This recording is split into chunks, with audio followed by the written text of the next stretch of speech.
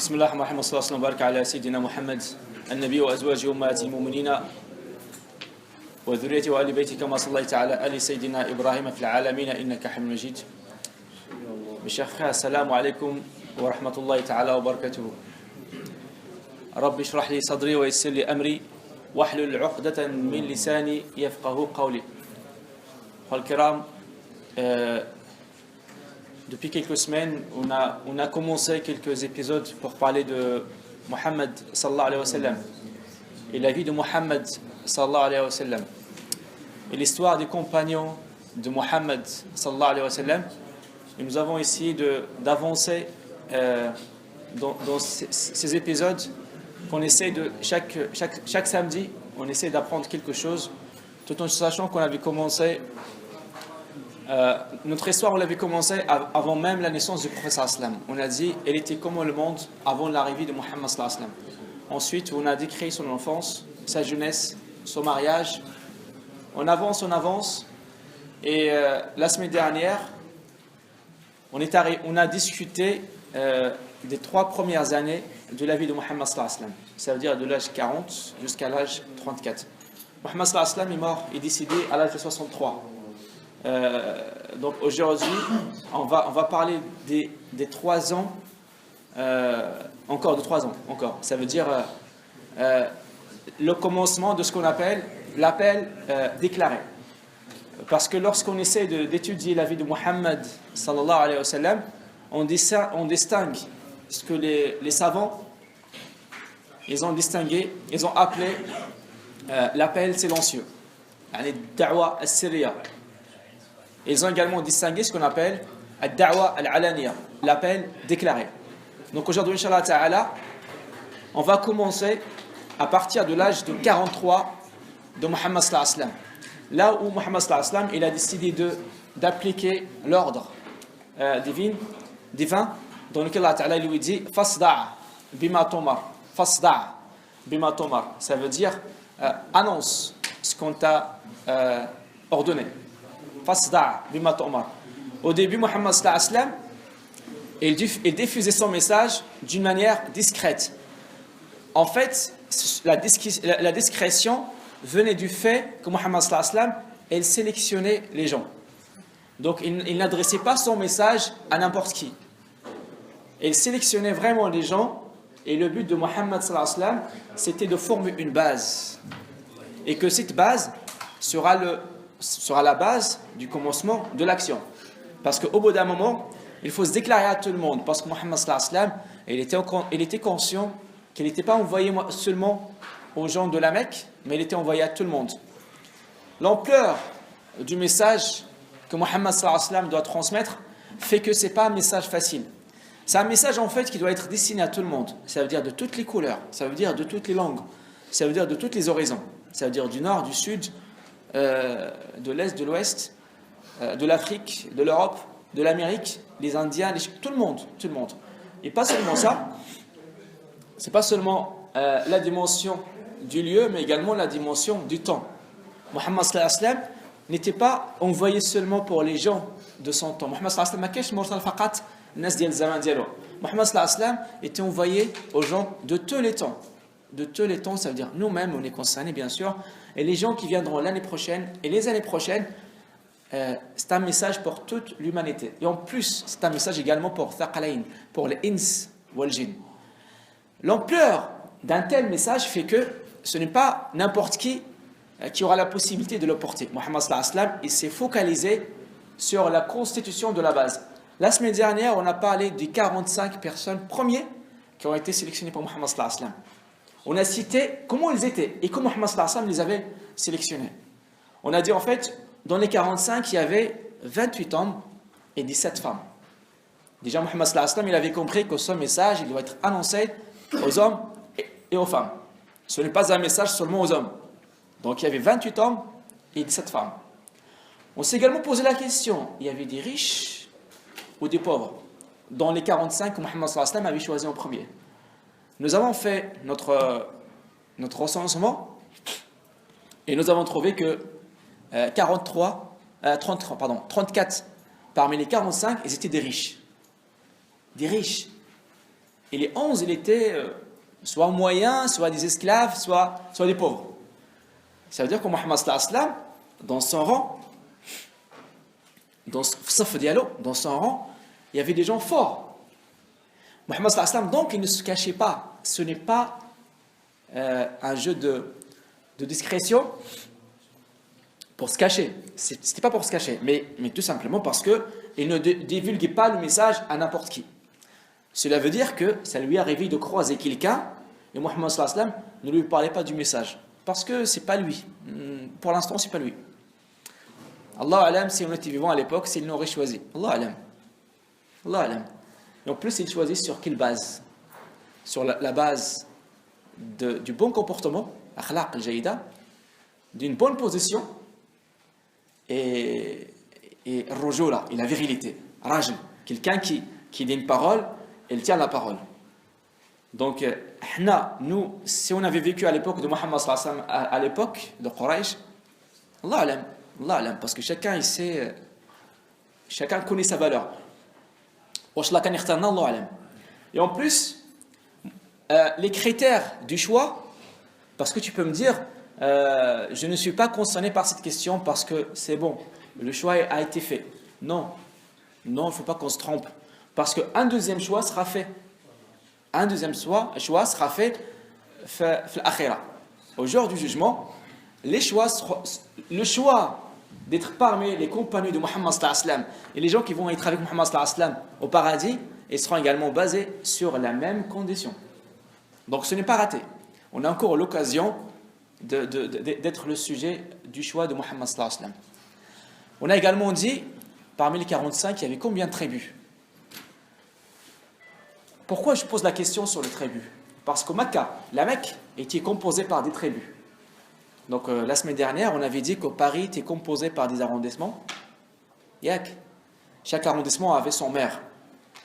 Et chaque arrondissement, peut-être, il avait également sa fierté.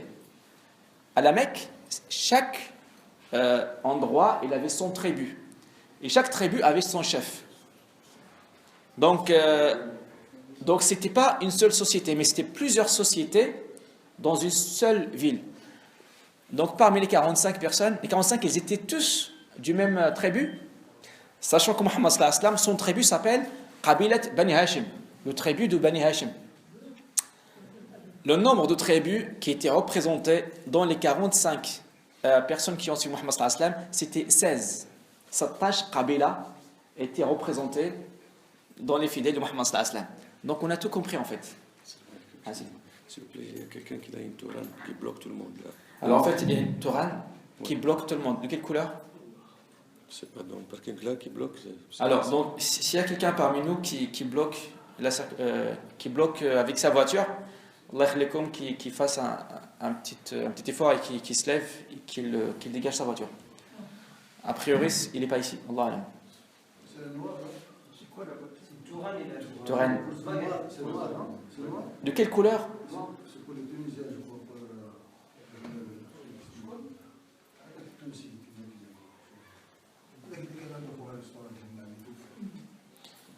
Celui qui s'assoit là, en général? Non, c'est pas lui. Khalas. De toute façon, il n'est pas là. Donc, Muhammad sallallahu alayhi wa sallam, dans les gens qui étaient les fidèles de Muhammad sallallahu alayhi wa sallam, on trouvait 16 tribus. Ça veut dire, en fait, on a compris la stratégie de Muhammad sallallahu alayhi wa sallam. Il a essayé d'avoir un représentant dans chaque tribu. Donc vous comprenez, vous voyez l'intelligence de Muhammad sallallahu alayhi wa sallam, la stratégie. Il y a des gens qui pensent que Muhammad sallallahu alayhi wa sallam était arrivé, il a reçu la révélation, il sort et commence à parler à tout le monde, devenez musulmans. Non, ce n'est pas ça. Muhammad sallallahu alayhi wa sallam, il a dit mon message très fort.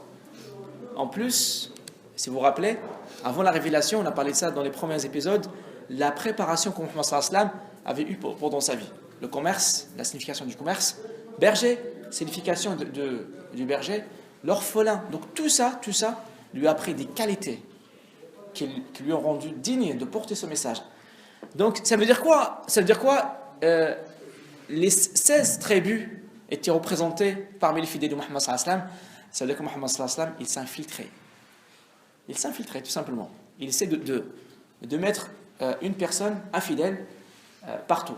Parce que chacun, ça veut dire en fait, au bout d'un moment, chaque famille, on a trouvé un. Il y avait un musulman. Chaque musulman, c'était une cellule qui est capable de se reproduire, de ramener son frère, de ramener sa femme, de ramener son oncle, de ramener son voisin. Ce n'est pas un appel qui était restreint. Donc Mohammed sallallahu alayhi wa sallam, il a bien réussi à couvrir presque toute la Mecque. Et c'est par exemple en France, quand il y a des élections, les partis politiques, ils essayent d'avoir un représentant partout. Ils disent parce que on va avoir une couverture une couverture nationale qui nous permet d'être présents partout. Mohammed sallallahu alayhi wa sallam, il avait la même stratégie. Donc il y avait 16 tribus qui étaient représentées dans les fidèles de Mohammed sallallahu alayhi wa sallam. Ensuite, ce qui s'est passé, j'essaie en fait de résumer ce qu'on a dit la semaine dernière. Mohammed sallallahu alayhi wa sallam, finalement, il a reçu le message Isda' bima tomar, déclare ce qu'on t'a ordonné. Et deuxièmement, wa andir ashiratika ala aqrabin, parle-en à tes proches, aux gens qui te sont proches, tes proches, tes propres proches, ta famille. Donc Mohammed sallallahu alayhi wa sallam, il va faire quoi? Il sait plus s'il va commencer par sa famille ou s'il va en parler à tout le monde. Vous allez remarquer que la révélation, que le wahi ne dit pas Mohammed sallallahu alayhi wa sallam, voilà ce qu'il faut faire. Le wahi, il vient pour donner le cadre général. Et Mohammed sallallahu alayhi wa sallam doit trouver sa manière. Parce que nous sommes la communauté de Iqra. Nous sommes la communauté de fais travailler ton cerveau. Donc Mohammed sallallahu alayhi wa sallam, il nous a ramené cette façon de faire. Ce qui fait en fait, il y a des fois les leçons qu'on prendra de Mohammed sallallahu alayhi wa sallam, ce n'est pas ce qu'il a fait exactement, mais la manière avec laquelle il a pensé. Mohammed sallallahu alayhi wa sallam, son arme c'était Iqra. Donc c'est le miracle de l'époque. Moussa alayhi salam, son miracle c'était le serpent, le bâton. Vous savez pourquoi? Parce que le symbole de l'époque c'était le serpent. Parce que le palais de Pharaon, de Ramsès II, au 4, Ramsès, on va dire Ramsès, l'arche Diallo, le trône Diallo, il y avait un grand serpent. Le serpent c'était le symbole de l'époque.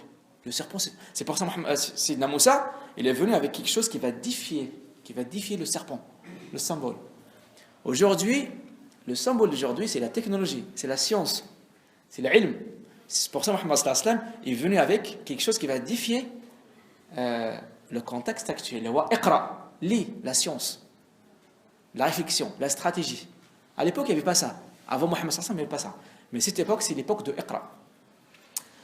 Donc Mohammed sallallahu alayhi wa sallam, il va dire, qu'est-ce que je fais? Je commence par ma famille ou je commence par les gens. La stratégie toujours fait qu'on a toujours besoin d'être protégé. C'est pour ça que Mohammed sallallahu alayhi wa sallam, il va essayer d'avoir sa famille tout d'abord, pour qu'il soit protégé. Parce que la société makkite, c'était une société tributaire. Donc, plus tu as le soutien de ton tribu, plus tu es protégé. Vous allez voir, Inch'Allah Ta'ala, dans les épisodes qui suivront, que des fois, Quraysh s'empêchaient de vouloir tuer Mohammed sallallahu alayhi wa sallam parce qu'ils disent, si on essaie de le tuer, il y a son tribu qui va le défendre. Donc le tribu, c'était très très très important à l'époque, à la société de la Mecque. Mohammed sallallahu alayhi wa sallam, donc, il va décider de parler à sa famille. Il va organiser un repas familial. Il va organiser un repas familial dans lequel il va inviter 45 personnes. Et parmi les 45, il y aura le chef du tribu, les Washkun, Abi Talib, c'est le chef du tribu, Abi Talib. Il y aura également le plus riche du tribu, les Abu Lahab. Il y aura également le plus fort de sa famille, les Abu Hamza. Il y aura beaucoup de monde en fait, 45. Il y aura également les hommes et les femmes. Abu Lahab, c'était le plus riche. Le lien qui est lié entre Mohammed sallallahu alayhi wa sallam et sa famille, c'est un lien d'amour. Un amour. Parce que Mohammed sallallahu alayhi wa sallam, il a été reconnu par tout le monde, pas seulement par sa famille, d'être quelqu'un de noble, d'être quelqu'un digne de la confiance, d'être quelqu'un qui était d'une bonté extrême, qui était très, très éduqué, qui avait un comportement très, très, très agréable. vis-à-vis de tout le monde. Même sa femme, il lui a dit ça. Même sa femme. Ça veut dire, nous les femmes, ils connaissent nos défauts. Parce que à l'extérieur, on peut se montrer les meilleurs du monde, mais dès que tu rentres à la maison, ta femme te reconnaît. Il te grille parce que toi, tu as défaut. Mohammed sallallahu alayhi wa sallam, sa femme lui a dit, Wallahi, la yukhzik Allahu abadan. Non, Allah Ta'ala ne va pas t'humilier.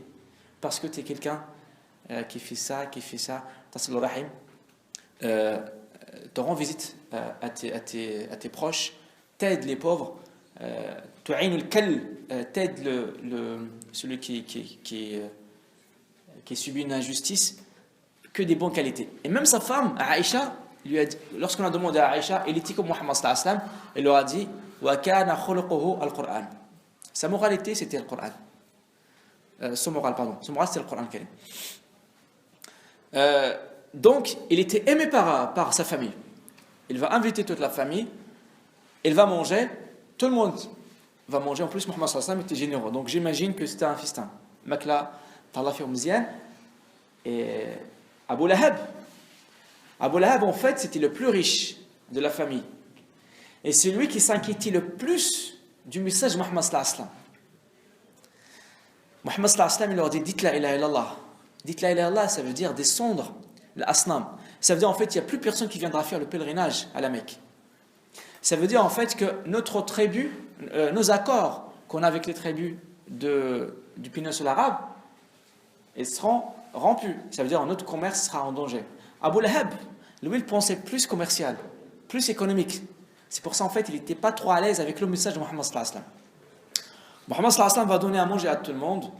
Et juste avant qu'il prenne la parole, il y a Abu Lahab qui se lève. Je ne vais pas parler bien sûr en détail, parce qu'on a parlé de ça la semaine dernière en détail. J'essaie juste en fait de résumer avant de passer à ce qu'on a prévu aujourd'hui. Mais Abu Lahab, il se lève pour l'interrompre. Il lui dit en fait, tu sais Mohammed, nous n'avons pas la force pour aller contre les Arabes. Abu Lahab, il comprend que le message de Muhammad sallallahu alayhi wa sallam, il s'adresse à tout le monde, tous les Arabes, c'est pas seulement la Mecque. Il lui a dit également, je n'ai pas vu un fils qui a ramené à sa famille un malheur comme celui que tu as ramené à ta famille. Je l'ai dit Muhammad sallallahu alayhi wa sallam, j'ai dit l'islam. Muhammad sallallahu alayhi wa sallam a ramené la guidance. Abu Lahab lui a dit, tu as ramené le malheur.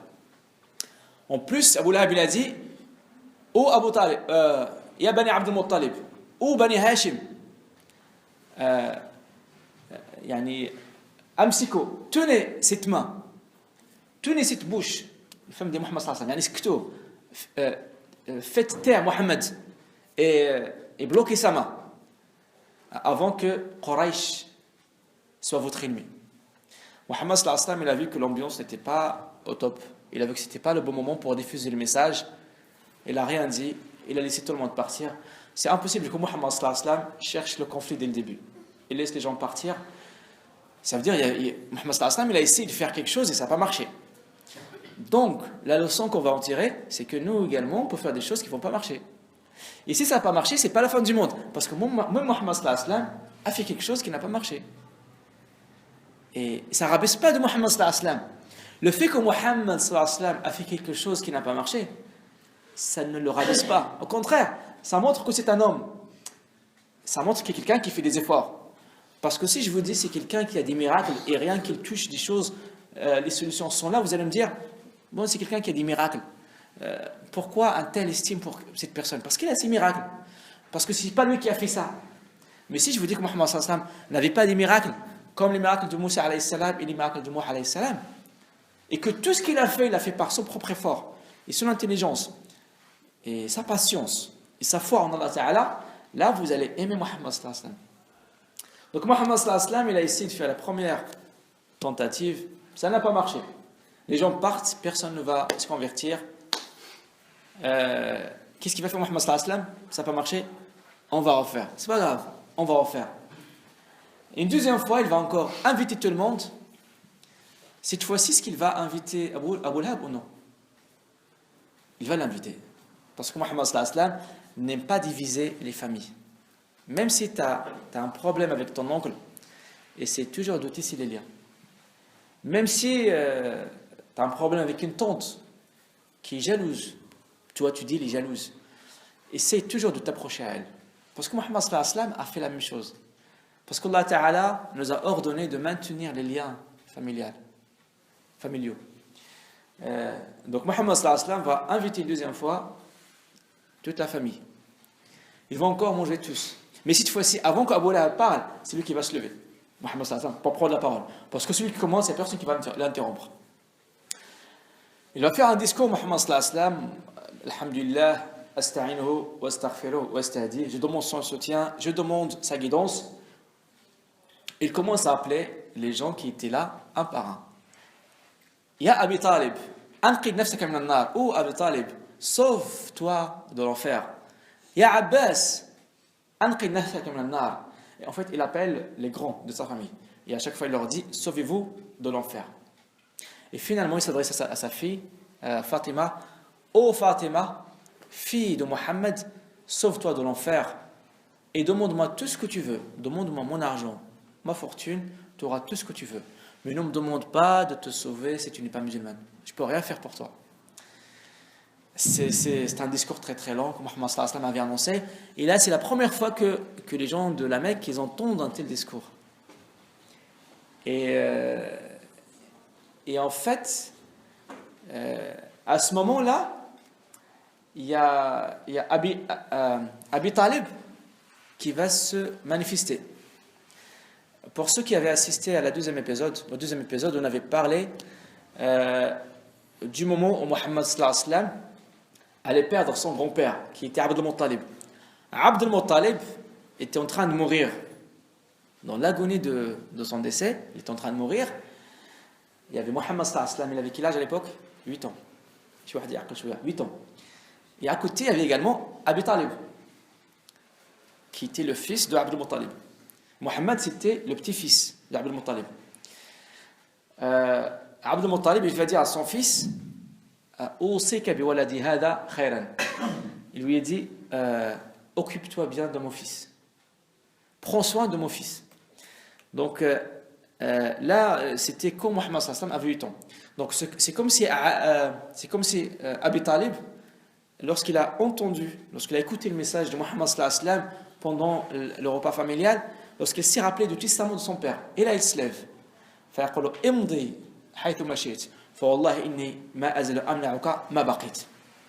Vas-y, avance, je te protégerai tant que je suis vivant.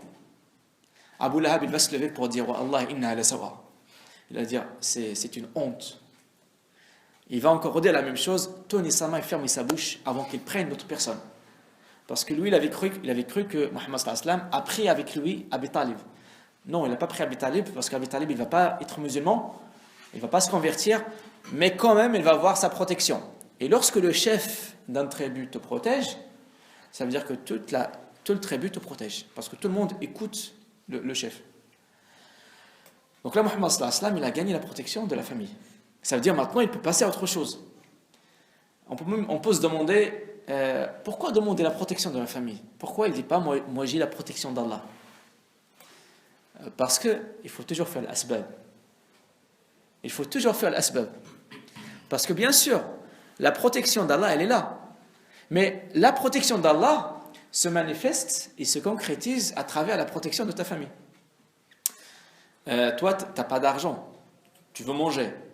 Tu ne vas pas dire je veux qu'Allah me fasse nourrir. Non, dépense ton argent.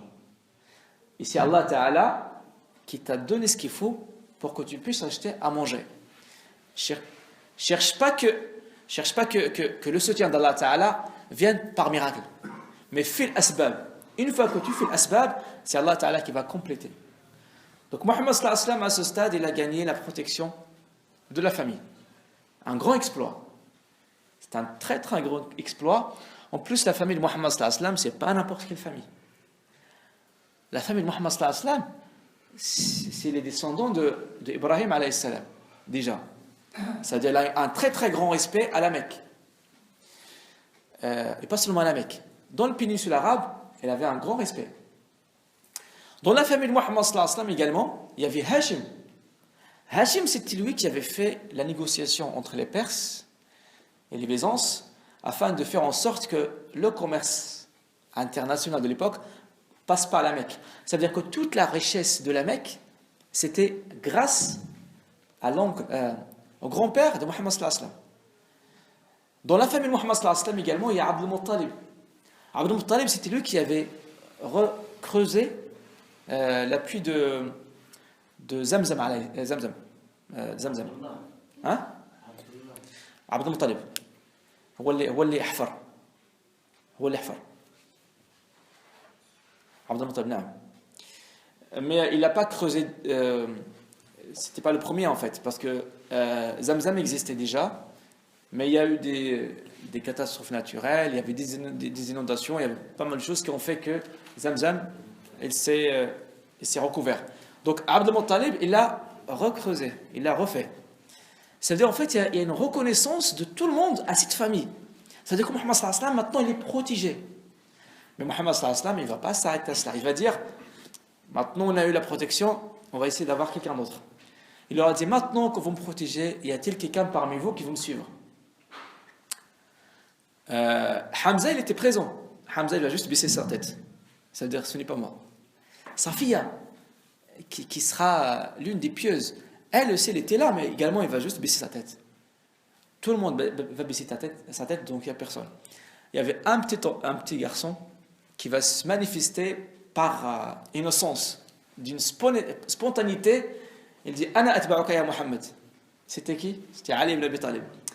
À la base, il était musulman, mais en fait, il ne voulait pas laisser son neveu, son cousin Mohammed sallallahu alayhi wa sallam, tout seul. Il dit qui veut croire en moi? Qui veut croire en moi? Et personne qui répondait. Ali ibn Abi Talib, il voulait juste lui faire plaisir. Donc il a dit Ana atba'uka ya Muhammad. Et tout le monde s'éclatait de rire. Tout le monde s'éclatait de rire. Tout le monde se moquait de Mohammed sallallahu alayhi wa sallam. Pour lui dire tu voulais avoir des adultes, il n'y a que des petits qui te suivent. Ça veut dire que ton message, les gens qui raisonnent, ça ne rentre pas dans leur tête. Il faut être un fou ou un enfant. Et bien sûr, ils ont dit que Ali c'est un gamin, mais Hasha n'est qu'un gamin. Hasha n'est qu'un tifl saghir. C'est pas parce qu'ils ont dit que Ali c'est un gamin qu'il est gamin. Et c'est pas parce qu'ils ont dit que Mohammed c'est un fou qu'il est un fou. C'est pas parce qu'ils ont dit que Mohammed c'est un sorcier qu'il est un sorcier. Ils disent ce qu'ils veulent. Ils disent ce qu'ils veulent. ولكن الحق يبقى. Donc Ali, il a dit Ana atba'uka Mohammed. À ta place, tu aurais fait quoi? Tu aurais dit oh Ali, pourquoi tu as parlé? Tu m'as fait la honte. Fallait te taire. Tu es un enfant, fallait pas parler. Mohammed sallallahu alayhi wa sallam n'a pas fait ça. Mohammed sallallahu alayhi wa sallam il a dit donne ta main, a'tini yadak. Il a pris sa main, il l'a tapé. Reconnaissance de Ali. Reconnaissance également de cette ghaira, de cette envie de glorifier l'islam, d'être à côté de Mohammed sallallahu alayhi wa sallam. Est-ce que nous également on a la même chose? Est-ce qu'aujourd'hui, quand tu vois que celui de Mohammed sallallahu alayhi wa sallam il est un peu massacré par les gens, est-ce que toi tu as cette envie spontanée de faire quelque chose pour glorifier Mohammed sallallahu alayhi wa sallam? Un petit gamin, entre parenthèses, il l'a fait. Comme ça,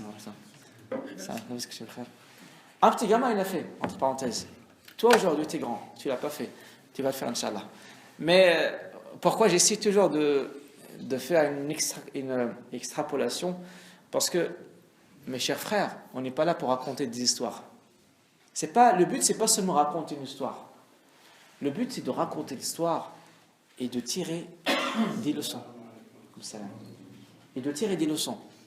C'est ce qu'on fait. Alors, donc la réunion familiale se termine. Mohammed sallallahu alayhi wa sallam, il a eu vraiment quelque chose de très très important. La protection de la famille. Mais bien sûr, en fait, là, il y avait quelqu'un qui s'appelle Abu Lahab qui ne va pas être content. Mais peu importe. La protection de la famille, c'est vraiment intéressante. Donc, Mohammed sallallahu alayhi wa sallam, maintenant, il va passer à l'action. Il va passer à l'action. Isda' bima tomar. Il va déclarer maintenant son message à tout le monde. Pas seulement lui, pas lui seulement, mais tous ceux qui étaient avec lui vont faire la même chose. Donc maintenant, c'est ouvert, c'est plein public. Maintenant, tout le monde peut devenir un musulman. On a construit notre base, maintenant il faut que tout le monde soit musulman. Mais pour que ça soit déclaré, il faut que le chef, Mohammed sallallahu alayhi wa sallam, fasse un discours. Mohammed sallallahu alayhi wa sallam, il va aller à un endroit qui s'appelle Jabal as-Safa. Pour ceux qui ont été à la Mecque, au pèlerinage, ils savent de quoi je parle. Jabal Safa, c'est une montagne qui passe pas inaperçue, mais il n'est pas grande. C'est un jabal. Donc il va arrêter là al-jabal. Alors sur la montagne, il va appeler tout le monde. Ya Bani Hashim, Ya Bani Abdel Manaf, Ya Bani Adi. Il appelle tout le monde. Il va citer tous les tribus. Ya Bani, Ya Bani, Ya Bani, Ya Bani. C'est la première fois que ça se fait. C'est la première fois que Muhammad sallallahu alayhi wa sallam va se lever pour parler du message d'une manière déclarée. Donc imaginez, les gens ils s'attendent. Qu'est-ce qu'il va dire ce Muhammad? Qu'est-ce qu'il va dire? Et dans les récits, on trouve, on dit que même celui qui ne peut pas aller écouter, il envoie quelqu'un. Ça veut dire que tout le monde était présent, tout le monde était représenté pour écouter le discours de Muhammad sallallahu alayhi wa sallam. Donc tout le monde était là, il leur dit si je vous dis إن قلت لكم بأن خلف هذا الجبل جيش جرار يريد أن يغير عليكم أأنتم مصدقين. Il leur dit si je vous dis que derrière cette montagne il y a une armée, très grande armée qui est venue pour vous conquérir, allez-vous me croire? Tout en sachant que la montagne il est pas grande. Ça veut dire on peut voir, non il n'y a pas, donc on ne va pas te croire. Ils ont dit quoi? Ils ont dit Ma jarrabna alayka kadiban saddaqnak. Ils ont dit on te croit, tu n'as jamais menti, on te croit. Donc il a déjà eu une certification qu'on croit il est véridique. Il leur a dit fa inni nadhirun lakum min adhabin alim wa inni rasulullah ilaykum. Je suis là pour vous sauver d'un grand châtiment et je suis le messager d'Allah. Vous savez en fait, j'ai dit quoi? J'ai dit que tout le monde était présent. Mais tout le monde, personne n'a osé parler. Personne n'a osé jeter un caillou, ne serait-ce qu'une petite pierre. Personne n'a osé taper Muhammad sallallahu alayhi wa sallam.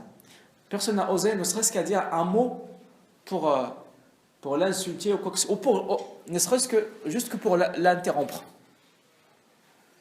Une seule personne qui est son oncle, c'est lui qui va parler.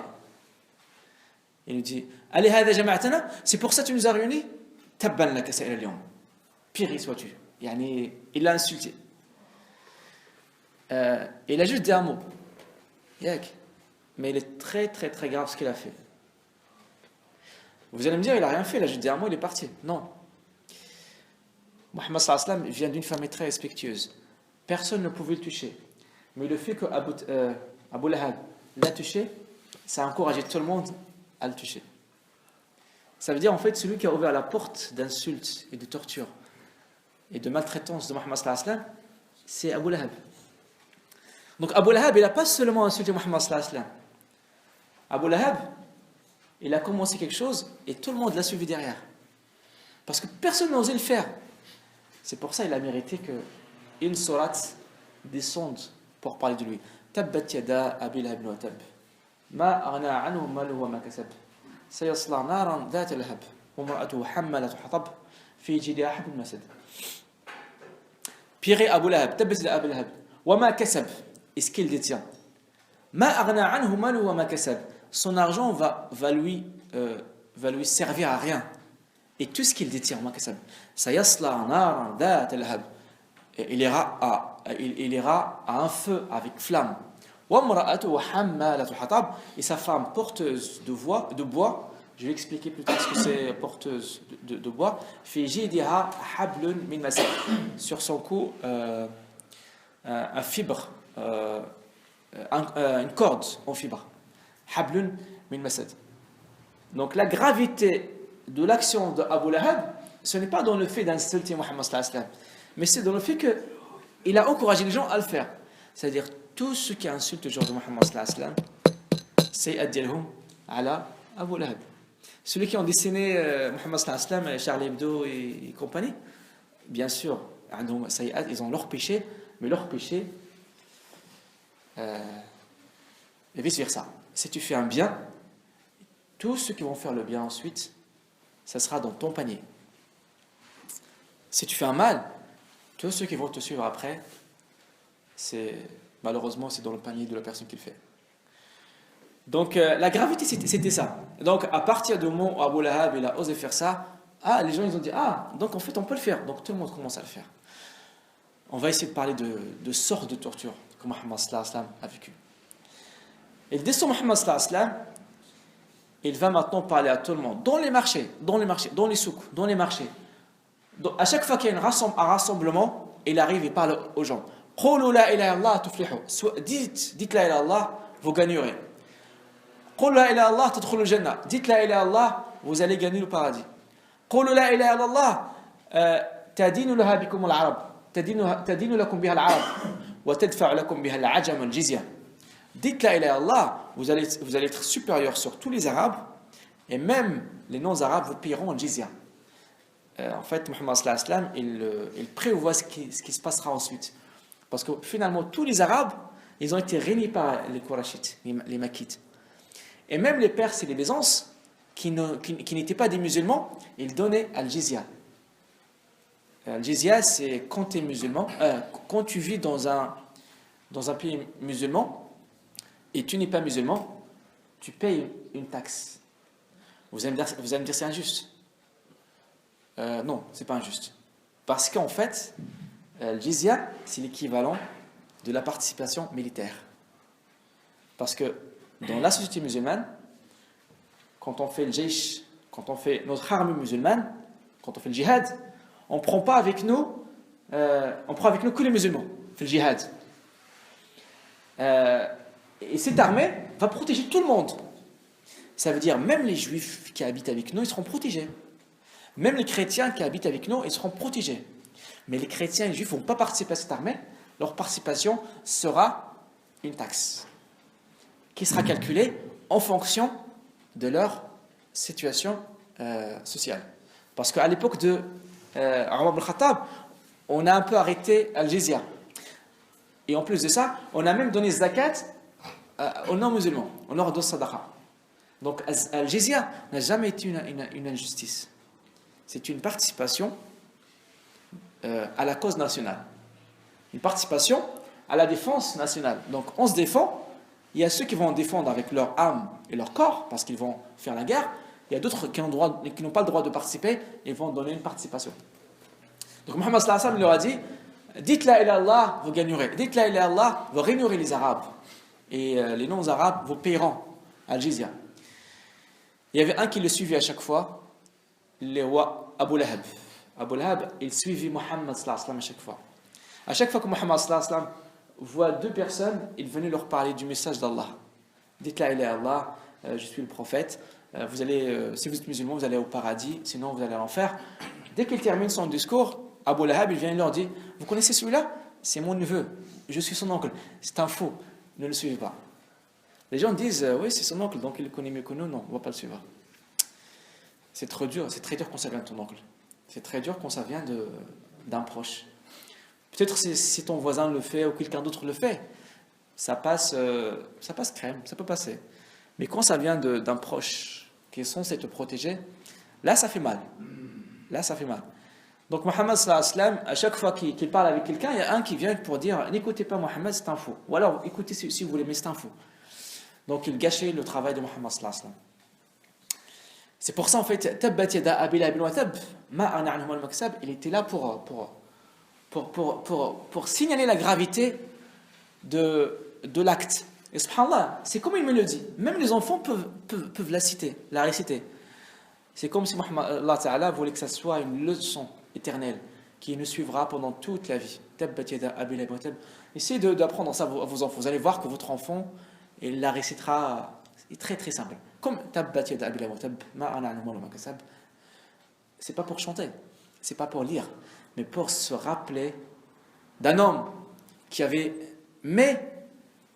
donné beaucoup d'importance à sa fortune.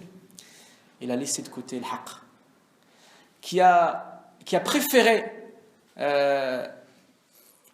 en fait ne pas suivre le haqq, qui a préféré son orgueil que de suivre son neveu.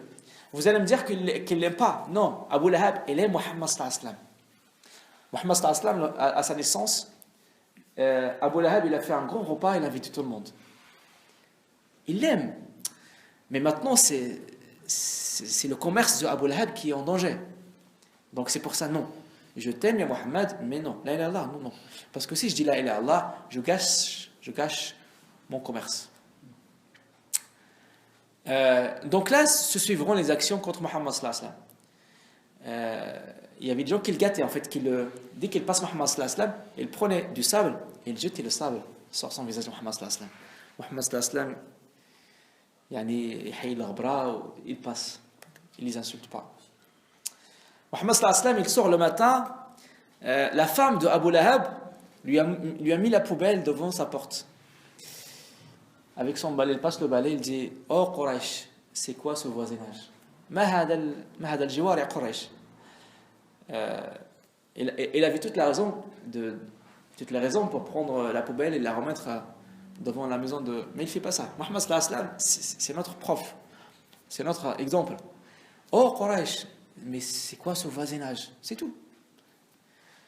Il y avait une fois Muhammad sallallahu alayhi wa sallam, il passait et 5 personnes ils l'ont entouré. Il commence à le taper.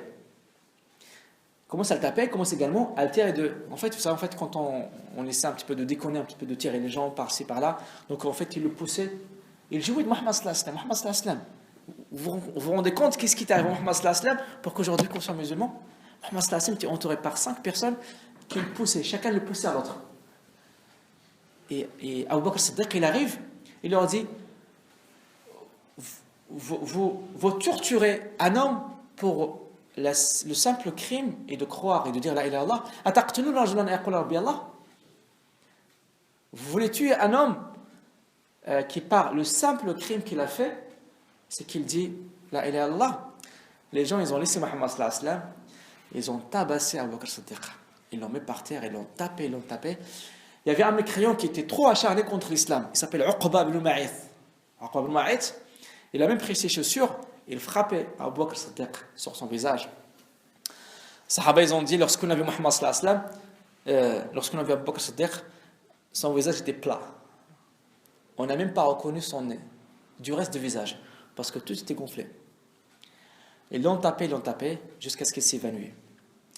Ils ont pris Abu Bakr Siddiq, ils l'ont pris à sa maman, ils lui ont dit: garde-le à la maison 3 jours, ne le laisse pas sortir. C'est-à-dire, s'il sort, ils vont encore le tuer. Dès qu'il s'est levé, il dit à sa maman, il dit: que devient Muhammad sallallahu alayhi wa sallam? Sa maman lui a dit: mais qu'est-ce qu'on a fait à Muhammad? Sa maman n'est pas encore musulmane. Il lui a dit: mais occupe-toi de toi-même, laisse Muhammad. Il lui dit: wallah, par Allah, je ne mangerai pas, je ne boirai pas tant que je n'ai pas vu Muhammad sallallahu alayhi wa sallam. Et là, en fait, il lui a dit: va voir Fatima ibn Khattab, demande-lui où est-ce qu'il devient Muhammad sallallahu alayhi wa sallam. Fatima ibn Khattab va dire à la maman d'Abu Bakr Siddiq, il va lui dire: dis-lui, il va bien. Mais ce n'est pas suffisant. Il lui dit: ramène-moi, je veux voir Muhammad sallallahu alayhi wa sallam. Ils vont prendre Abu Bakr Siddiq avec les blessures qu'on a décrites pour qu'il voit Muhammad sallallahu alayhi wa sallam. Muhammad sallallahu alayhi wa sallam, dès qu'il le voit, il le prend dans ses bras. Il a mérité le câlin de Muhammad sallallahu alayhi wa sallam. Parce que c'est quelque chose qui était trop sincère de sa part. C'est un amour qui était sincère. Est-ce que toi, tu es prêt à aimer Muhammad sallallahu alayhi wa sallam au point où on te tabasse, on te tape et limite on te tue? Tu t'évanouis, tu tombes dans les pommes. Dès que tu te lèves, la première question, il est où Muhammad sallallahu alayhi wa sallam? Donc c'était un exemple de torture que Muhammad sallallahu alayhi wa sallam avait subi. Muhammad sallallahu alayhi wa sallam, une fois, il était en train de faire la prière devant le Kaaba. Uqba ibn Ma'ith, il vient derrière lui, il prend sa cape, l'ibaya. Il commence à enrouler l'ibaya, la cape. Imaginez, Muhammad sallallahu alayhi wa sallam, il fait la prière. Imaginez Muhammad sallallahu alayhi wa sallam, il fait la prière, et derrière lui, un mécréant qui enroule l'ibaya. Qu'est-ce qu'il va faire? À votre avis, qu'est-ce qu'il va faire? Et soudainement, il saute sur Muhammad sallallahu alayhi wa sallam, il l'étouffe, il l'étrangle. Uqba ibn Ma'ith était très fort. Il l'étrangle.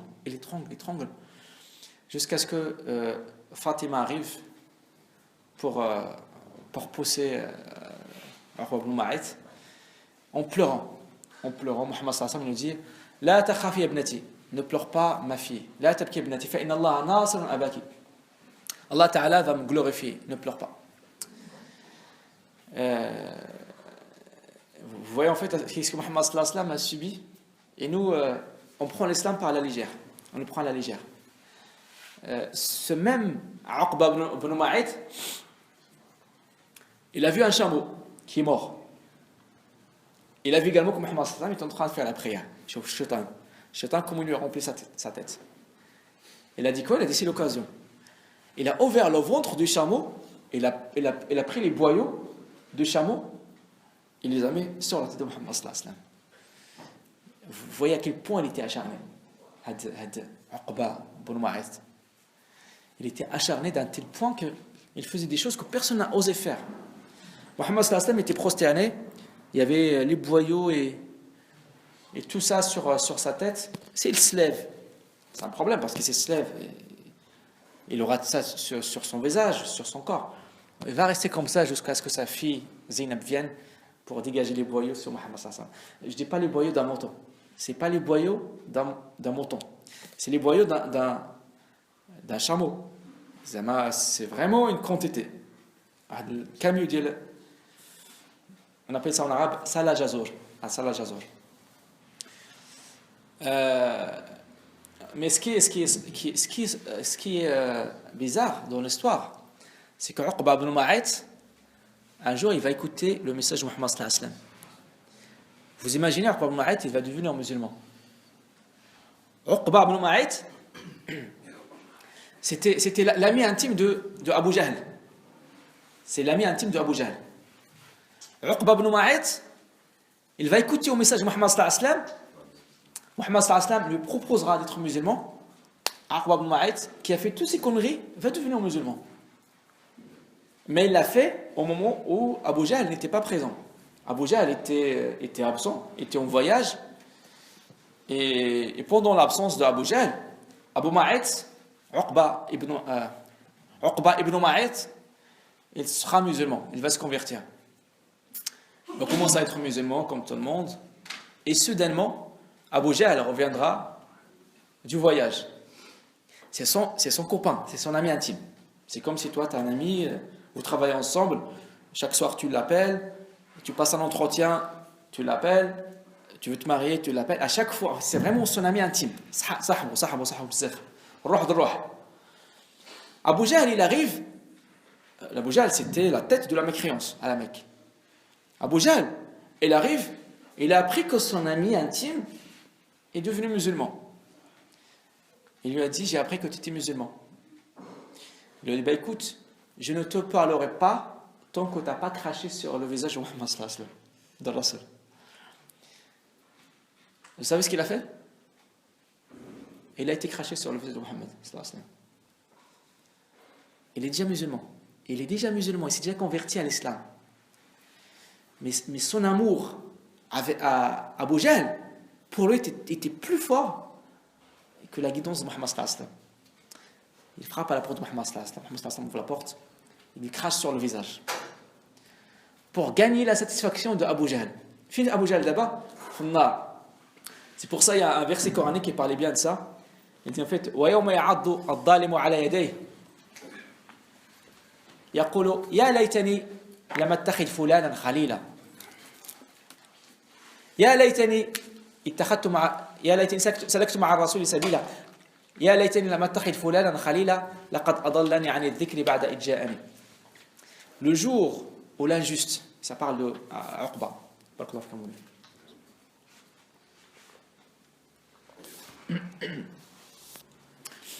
Le Coran il décrit cette situation, il dit le jour où l'injuste, les rois Uqba, se mordra la main, les mains, les mains, pour dire oh malheur,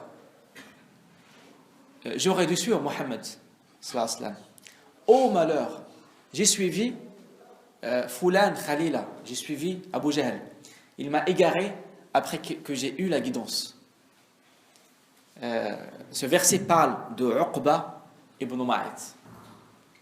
Uqba ibn Ma'id, subhanallah, vous voyez en fait, il s'est converti, finalement, masha'Allah. C'est pour ça en fait, al-qulub bayna yaday ar-Rahman. C'est pour ça aujourd'hui, si tu es musulman, alhamdulillah, sois content quand tu es musulman. Et Ahmadullah Ta'ala que tu es musulman. Et demande sa guidance. Et demande qu'Allah Ta'ala protège cette foi dans ton cœur. Parce qu'Allah Ta'ala qui t'a donné cette foi, il est capable de la prendre. De la même manière, Amrak Tahgar. Il ne faut jamais mépriser les gens. Amrak, regarder d'un œil rabaissant. Quelqu'un qui n'est pas guidé aujourd'hui. Parce que ça se trouve demain, il sera mieux que toi. Dans l'histoire de Moussa alayhi salam, il était devant Pharaon. Et si vous connaissez l'histoire, Pharaon, il avait invité des sorciers, Sahara. 120,000 sahir. 120,000 sahir. Ils étaient tous là, toute une armée de sorciers. Moussa alayhi salam, tout seul, avec son bâton. Donc tout le monde, en fait, ça serait comme qui va gagner, en fait. C'est ça, en fait, le but. Qui va montrer quelque chose qui montre qu'il a la vérité. Moussa leur dit, mon Dieu, c'est Allah. Sahara, les sorciers, ils ont dit, le Dieu, c'est Pharaon. Et par la majesté d'Allah, lui, il dit, par la majesté d'Allah, je vais vous combattre. L'autre, ils disent, bi'izzati Pharaon, par la majesté de Pharaon, on va te combattre. Mais avant de commencer la démonstration de chacun, Moussa alayhi salam, il leur a dit, وَيْحَكُمْ لَا تَفْتَرُوا عَلَى اللَّهِ كَذِبًا فَيَسْحَتَكُمْ بِعَذَابٍ وَقَدْ خَابَ مَنِ افْتَرَى. Il leur a dit, pour traduire, en fait, il leur a dit, d'une manière, en fait, parce que Moussa alayhi salam, des fois, en fait, il s'énervait. Donc, il s'énervait contre ces gens, comme salam, il leur dit, faites attention, ce que vous faites, c'est pas bien. Vous êtes en train de dire quelque chose qui n'est pas vrai. Vous êtes en train de suivre quelqu'un qui n'a pas la vérité. Mais la tonalité, le ton de sa voix, c'était plus violente.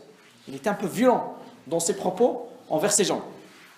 À ce moment, Jibril alayhi salam est descendu pour dire quelque chose à l'oreille de Moussa alayhi salam.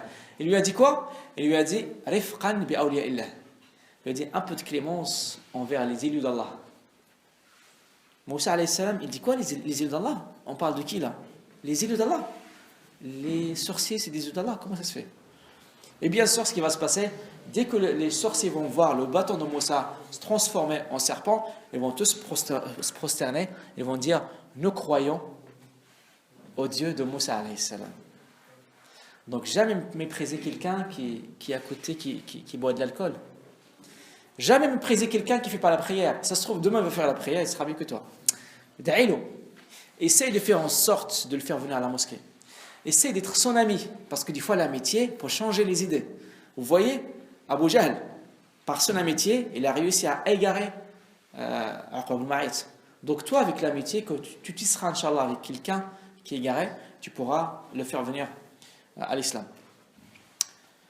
Abu Jahl, il a dit une fois, par Allah, il a dit par Allah, en fait, c'est une expression que tout le monde utilise à l'époque, même les non-croyants. Par Allah, si je le vois faire la prière devant le Kaaba, j'écraserai son visage par terre. Je mettrai mon pied sur son visage et j'écraserai sa tête. Il a juste attendu que Muhammad sallallahu alayhi wa sallam commence la prière.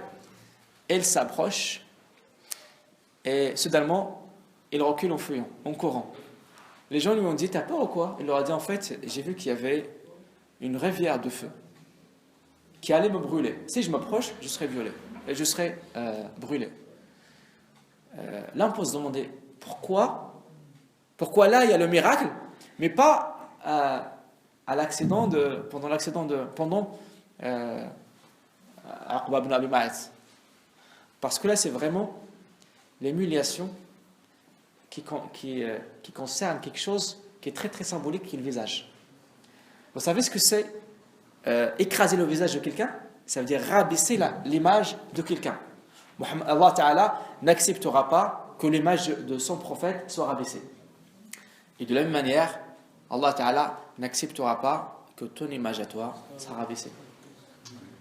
Même s'il te fait des épreuves, même si on a des preuves dans cette vie, même si on a beaucoup de problèmes, même si on a beaucoup de galères, mais toutes les galères qu'on subit ne vont pas arriver au niveau où tu seras rabaissé. Non, Allah Ta'ala, karramak, Allah Ta'ala t'a donné de la valeur. Allah Ta'ala n'acceptera pas que tu sois rabaissé. Donc, ok, vous pouvez taper Mohammed, vous pouvez faire tout ce que vous voulez, mais rabaisser sa valeur, ça, on n'acceptera pas. Umm Jamil, c'est la femme d'Abu Lahab, ça veut dire la femme de l'oncle de Mohammed. Je ne sais pas si vous faites la différence entre Abu Lahab et Abu Jahl. Abu Lahab, c'est l'oncle de Mohammed sallallahu alayhi wa sallam. Abu Jahl, non, c'est pas l'oncle, c'est quelqu'un d'autre. Abu Jahl, c'est quelqu'un d'une famille qui est rivale à la famille de Mohammed sallallahu alayhi wa sallam. Et justement, Abu Jahl, il ne voulait pas croire Mohammed sallallahu alayhi wa sallam parce qu'il ne voulait pas donner de la valeur à la famille qui est rivale à sa famille. Abu Lahab, il ne voulait pas croire à Mohammed sallallahu alayhi wa sallam parce qu'il avait peur qu'il perde son commerce. Donc c'est ça la différence entre Abu Lahab. Abu Lahab, ça veut dire le père de la flamme. Le père de la flamme. Parce que comme on a dit, il va être dans les flammes de l'enfer. Le père des flammes, Abu Lahab. Abu Jahl, ça veut dire le père de l'ignorance. Mais à la base, lui, il s'appelle Abu al-Hakam. Abu al-Hakam, c'est son vrai nom. Mais comme il n'a pas cru au Mohammed sallallahu alayhi wa sallam, en plus il était très très intelligent. Abu Jahl, il était très intelligent. Il avait une élocution, il parlait bien. Il avait beaucoup de science. Mais le fait qu'il a pu passer à côté du message de Mohammed sallallahu alayhi wa sallam, il a mérité que les musulmans l'appellent Abu Jahl, le père de l'ignorance, au lieu de Abu al-Hakam, qui veut dire le père de la sagesse. Donc, Jamil, qui est la femme de Abu Lahab, il va apprendre qu'il y a un verset coranique qui parle d'elle. Et sa femme, la porteuse du bois, sur son cou, il y aura une corde en fibre. Pourquoi on l'appelait la porteuse du bois? En fait, on dit quand il y a un feu, celui qui enflamme le feu, c'est celui qui porte le bois. Parce que plus tu mets le bois, plus tu fais en sorte que le feu soit plus propagé. Jamil, il avait sa langue. Il parlait trop sur Mohammed sallallahu alayhi wa sallam. Il insultait trop Mohammed sallallahu alayhi wa sallam. C'est pour ça, elle aussi, elle a eu le mérite que son nom soit cité. Donc, Jamil, il a pris 2 pierres. Il a dit, j'ai appris que Mohammed, il m'a insulté dans son Coran. Il a dit en fait, je mettrai ces 2 pierres sur le visage de Mohammed sallallahu alayhi wa sallam. Il a dit, Léo Mohammed, ils lui ont dit, il est avec Abu Bakr. Il est avec Abu Bakr devant le Kaaba. Donc il va courir pour aller devant le Kaaba. Il va demander à Abu Bakr, il lui dit, il est où Mohammed? Il lui dit, pourquoi? Il lui dit, j'ai appris qu'il m'a insulté et je veux mettre les 2 pierres sur son visage. Abu Bakr Siddiq ne savait pas quoi répondre. Vous savez pourquoi? Parce que Mohammed était juste à côté de lui. Un miracle. Jamil ne pouvait pas voir Mohammed sallallahu alayhi wa sallam. C'est pour ça Abu Bakr Siddiq ne savait pas quoi dire. Il est à côté, qu'est-ce que tu veux que je te dise? Là encore une fois, le miracle intervient. Parce que mettre les pierres sur le visage de Mohammed sallallahu alayhi wa sallam, c'est de l'insulte que Allah Ta'ala n'acceptera pas pour son prophète, ni pour toi-même, ni pour moi. Il y a un rabaissement qu'Allah Ta'ala n'acceptera pas pour qui que ce soit. Il te laissera galérer, tu auras des problèmes dans ta vie, mais être rabaissé d'une manière ravissante, Allah Ta'ala ne te délaissera jamais. Donc en fait, vous voyez les exemples de la torture que Mohammed sallallahu alayhi wa sallam a subi. Mais il n'était pas le seul. Il n'était pas le seul à subir cette torture. Parmi les compagnons de Mohammed sallallahu alayhi wa sallam, il y avait plusieurs personnes qui ont cette torture. J'en cite par exemple Soumaïa. Soumaïa, c'était une esclave. L'esclave de Abu Jahl. Il a beau faire Abu Jahl pour la détourner de l'islam, elle n'a pas accepté. Ils l'ont liée, les mains liées, les pieds liés, par terre. Il la tape. Il lui demande d'insulter Mohammed sallallahu alayhi wa sallam. Et au moment où Abu Jahl, il s'approche d'elle pour lui dire, s'il te plaît, dis-moi juste quelque chose. Dis quelque chose pour insulter Mohammed sallallahu alayhi wa sallam. Elle a fait quoi? Soumaïa a craché sur son visage. Il a pris sa lance, il l'a foncé sur la partie intime de Soumaïa. Ça veut dire la partie intime. Il l'a tué. le premier martyr de l'islam, c'est une femme. Soumaïa. Awwal shahid fil islam, c'est une femme. Le premier martyr, le premier martyr. Vous voyez en fait, subhanallah, le mérite des femmes dans la vie de Muhammad sallallahu alayhi wa sallam. Donc c'est ce qui est arrivé à Soumaïa. Il y a un autre qui s'appelle Zubayr. Zubayr ibn al-Awwam. Zubayr ibn al-Awwam, lui, pareil. Son oncle, il lui a fait subir une tuerie incroyable, insupportable. Et il le tape, jusqu'au point où il a entouré d'un tapis. En plus, il a mis une corde, il l'a mis dans une pièce, il a mis le feu. La fumée s'est propagée d'une manière à ce que Zubayr ibn al-Awwam, il avait une maladie à cause de ça. Mais tout cela ne les a pas influencés pour avoir une hésitation, ne serait-ce qu'une hésitation. Il y avait également un qui s'appelle Khabbab ibn al-Arath. Khabbab ibn al-Arath, il se faisait torturer par ses maîtres. Vous savez ce qu'ils lui ont fait? Ils ont pris des braises, le feu. Ils l'ont mis sur les braises. Il a dit wa ma yutfi'u naraha illa shahma jasadi 'indama yadub. Ça veut dire en fait la graisse de son corps fond. Et c'est la graisse de son corps qui fond qui éteint les braises, qui éteint le feu. Sahaba, c'est pour ça ils ont le mérite d'être les premiers qui vont aller au paradis. Muhammad sallallahu alayhi wa sallam, Ikhwan Muhammad sallallahu alayhi wa sallam, Ahibbat Muhammad sallallahu alayhi wa sallam, les premiers qui ont constitué la première base de Muhammad sallallahu alayhi wa sallam. C'est pour ça en fait que Muhammad sallallahu alayhi wa sallam, il a fallu qu'il choisisse les bons. Il n'allait pas choisir Khabbab ibn al-Arath s'il n'était pas la bonne personne. Parce que si on va choisir une personne qui, une fois qu'on aura mis le feu sur son dos, il va lâcher l'affaire, c'est pas la peine. Non, Muhammad sallallahu alayhi wa sallam, il a pris son temps qu'il fallait pour choisir ses compagnons. Et dans cette panoplie de tueries et de tortures, un homme qui s'appelle Hamza, qui n'est pas musulman, mais qui est l'oncle de Muhammad sallallahu alayhi wa sallam. Une fois, Hamza, c'était un homme qui était distrait. Il aime bien sortir, il aime bien chasser les lions. C'était ça son loisir, chasser des lions. Une fois, en fait, il se préparait pour sortir encore dans le désert.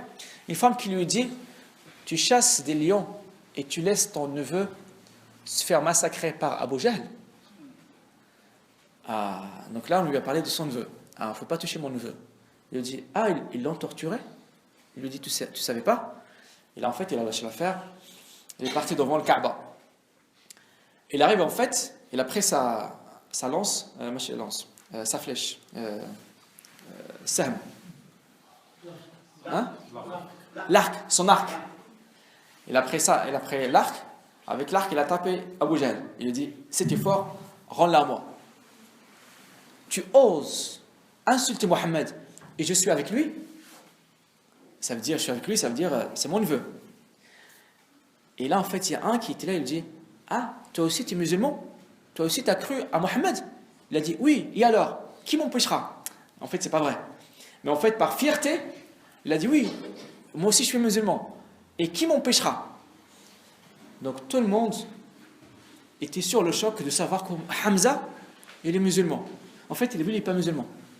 Mais l'entêtement de Quraysh, il fait que quand tu dis un truc, il faut assumer. Elle rentre Hamza chez lui, il n'arrive pas à dormir. Mais je ne suis pas musulman. Et le matin, il va à Muhammad sallallahu alayhi wa sallam, il lui dit, je suis dans une galère. Et bien hier, voilà ce qui s'est passé, voilà ce qui se passait. Muhammad sallallahu alayhi wa sallam va lui expliquer l'islam. Hamza va dire, Ashhadu an la ilaha illallah wa anna Muhammadan rasulullah.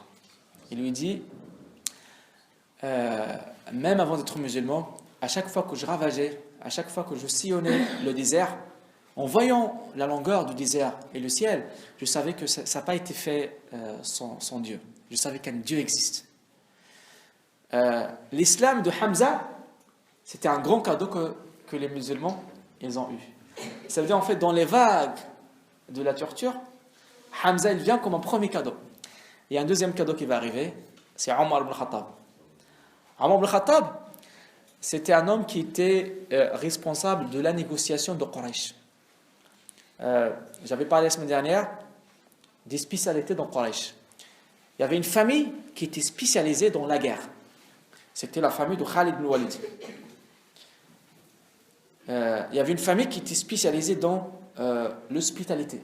À chaque fois qu'il y a des pèlerins, c'est eux qui s'en occupent. Il y avait une famille qui était responsable de le Kaaba, son nettoyage et de sa clé.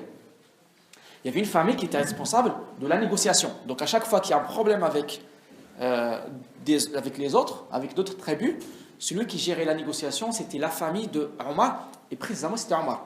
Donc Omar, il avait quand même une place très très importante à l'époque. Omar, qui était un très bon négociateur, mais également en fait il avait un souci. Son problème c'est qu'il ne veut pas voir Quraysh divisé.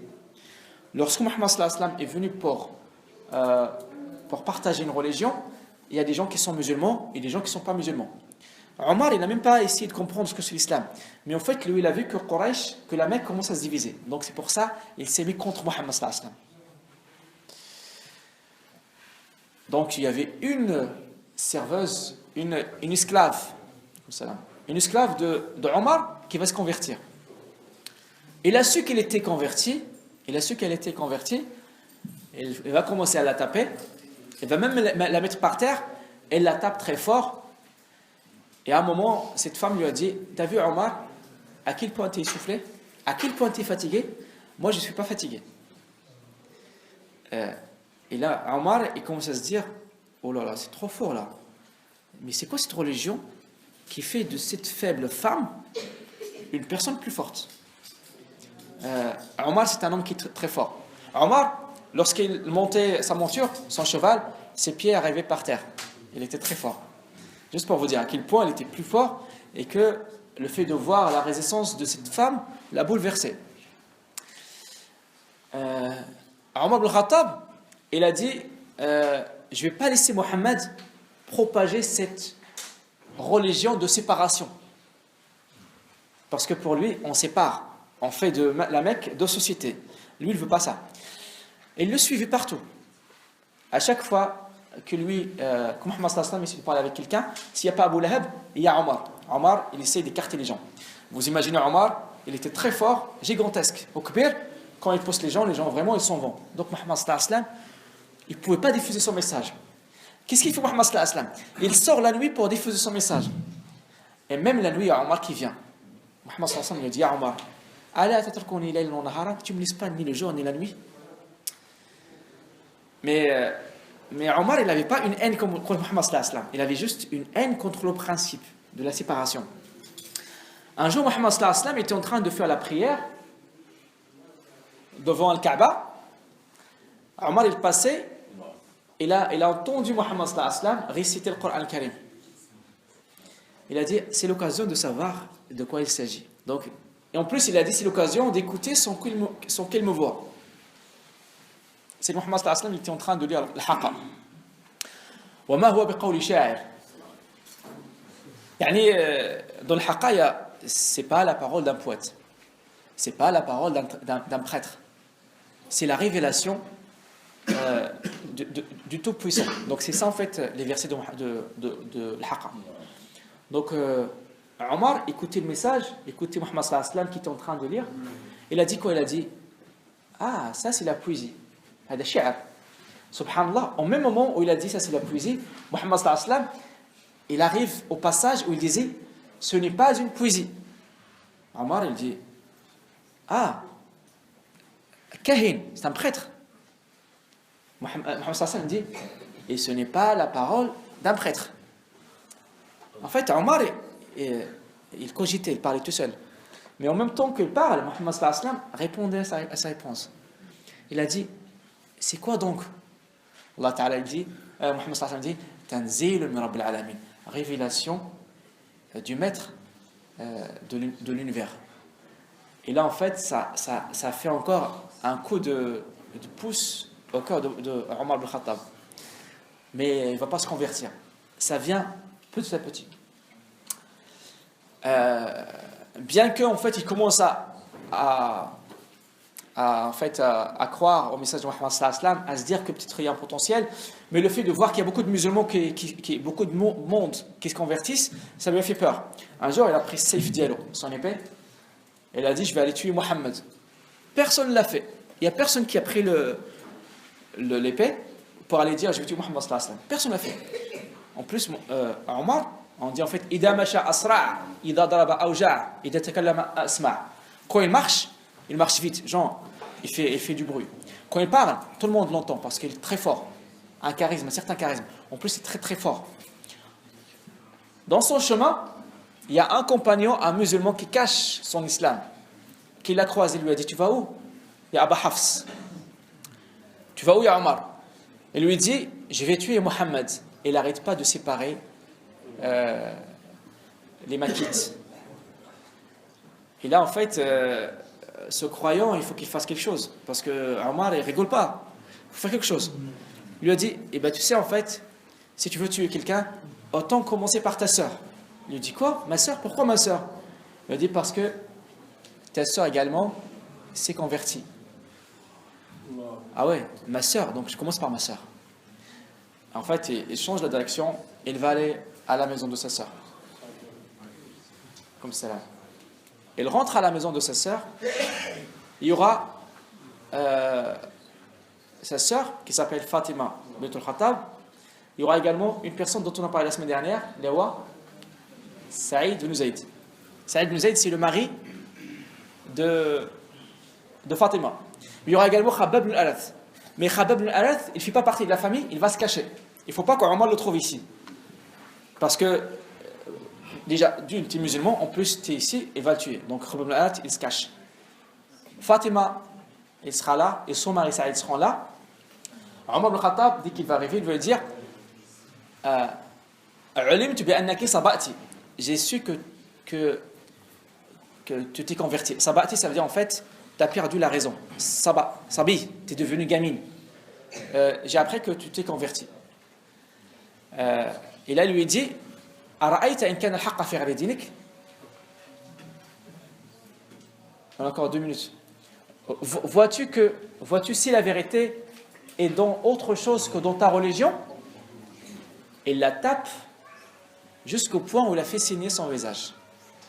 Il y a le sang. Saïd, le mari de Fatima, il va redire la même chose. Il lui dit vois-tu si la vérité est dans autre chose que ta religion? Alors, Omar Khattab qui ne rigole pas, il l'a pris, il l'a mis par terre. Et au moment où il est en train de le taper, Fatima, il essaye de sauver son mari. Et là, Omar Khattab, il la pousse. Et en même temps, en fait, il avait le Coran dans sa main qui tombe par terre.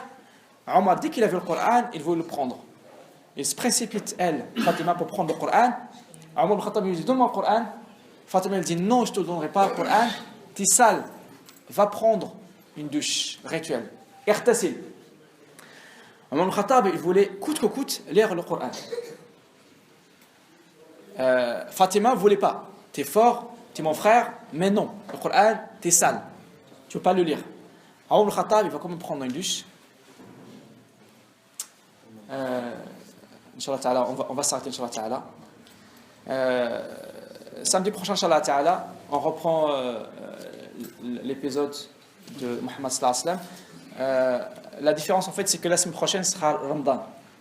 Ramadan, Inch'Allah ta'ala. Donc, ce qui fait, en fait, on n'aura pas l'occasion de faire entre le Maghrib et l'Asha.